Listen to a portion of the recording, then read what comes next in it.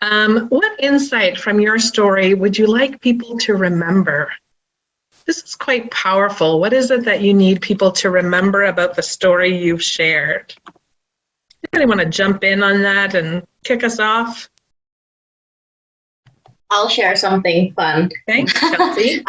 Without giving away what I wrote, but to really remember kind of what I said earlier is that your light is unique and what makes it shine is unique, and you have to find that for yourself. And I'm sure there's lots of ideas and things you can try on for yourself, but ultimately it's up to you. Fantastic. It is your decision. Absolutely. So thanks for chiming in on that. Anybody else want to add to what they'd take away? Victoria, I see you waving at me. If I don't see you, there's two screens, so just unmute and shout out at me. That's why I wasn't sure. That's why I just thought I'd wave like the queen bee that I am. Victoria.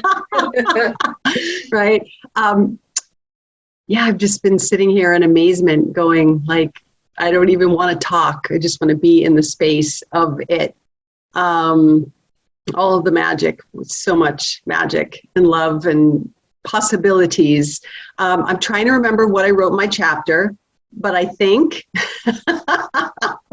it was very channeled. I was thinking one thing and then I wrote something else and now I'm not even sure. So one of the most powerful tools that I have learned and that I teach my clients all the time is, what are you choosing? What are you choosing? It doesn't have to be so complicated. It doesn't have to be this tool or technique or hypnosis, even though hypnosis is amazing, or any of those things. It's just so many people should all over themselves, and that I should meditate more. I should eat better. I should stop that and choose something. Thank you, Diane. Thank you. Standing ovation, please, everybody.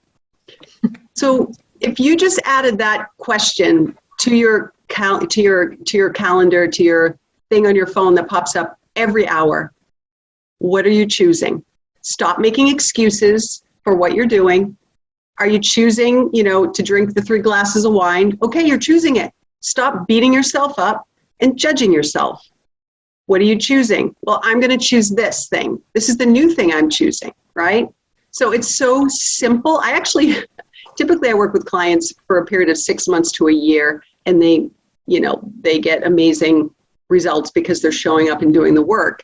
However, I worked with this one woman for like a month, and she was just like, the tool, what are you choosing, blew her away. And she was like, I just realized that I just wasn't choosing to go to the gym, and so I chose it. What are you choosing? I mean, it was that freaking simple.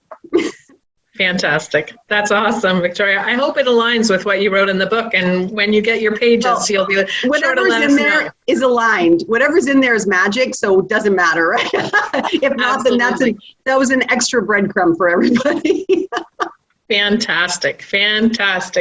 Tell me, anybody else want to chime in on that, what their takeaway is or what they hope? I see Tara waving at me. I just want to say I love that, Victoria. That is such an impactful thing. Kisses to you too. The failure to make a choice is a choice. So it just, and that can be hugely impactful and hugely, that's not what I wrote about, but I just had to add that because I love that, Victoria. So I wrote about facing your darkness and facing your shadows. And what I would want someone to take away from that is that there are so many beautiful gifts and treasures within the darkness that when you're brave enough to face all your shadow aspects, that you'll find some wonderful, beautiful treasures and jewels. Beautiful. Sometimes you just have to face those fears, right, Tara? Absolutely awesome. Anybody else want to chime in on there? I'm going to chime in from my perspective as one of the authors as well. And I wrote about, the symbols that we receive and the messages and how we can interpret them. We can interpret things a lot of different ways. And I'm choosing the positive ways to interpret. So when you read my story, you'll see about a couple of signs that were presented to me.